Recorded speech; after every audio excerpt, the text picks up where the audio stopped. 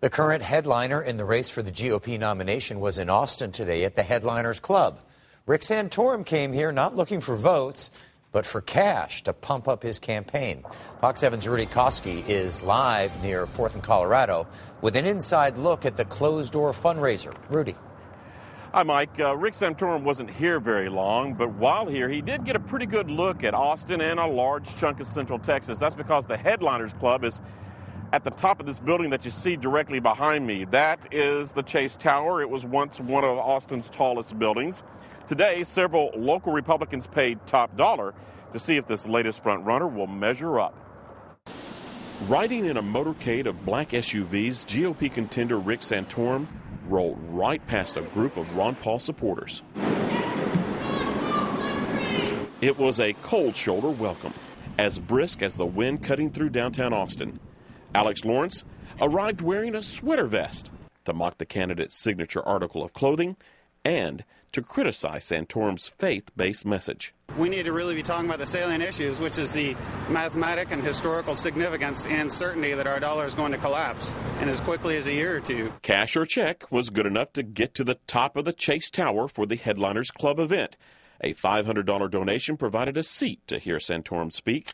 More provided more access. Cedar Park Councilman Tony Dale got a picture and told me Santorum received more than just money. When he said, sometimes he's talking about things that make people uncomfortable and they don't want to hear, and there was encouragement from the crowd to keep doing it. It's somewhat appropriate that this gathering was held in a building where the major tenant is a bank.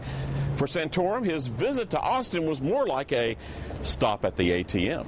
His recent big poll numbers is a big reason for visiting Dallas on Thursday and then Austin. While in Houston Friday afternoon, Santorum offered this cautious but optimistic statement. We feel very good. I mean, rages ebb and surge. We feel very comfortable that we're going to do very well in Michigan and we'll probably exceed expectations in Arizona.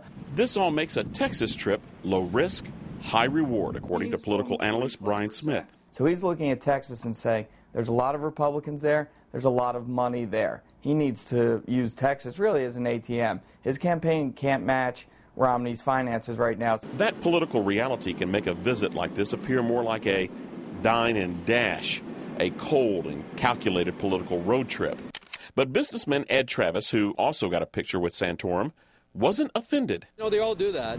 And in reality, he came here and really showed that sincerity.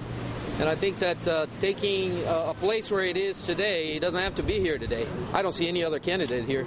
That may change if the GOP race remains tight. If so, more candidates will follow Santorum's campaign trail detour into Texas. Now, a full official accounting of how much money Santorum made up there and this week in Texas will not come until he updates his campaign financial report, and that is not expected to take place until sometime later next month. After he finished up in Houston this afternoon, he flew on off to Michigan, where he's facing a tough battle against Mitt Romney. I'm Rudy Koski.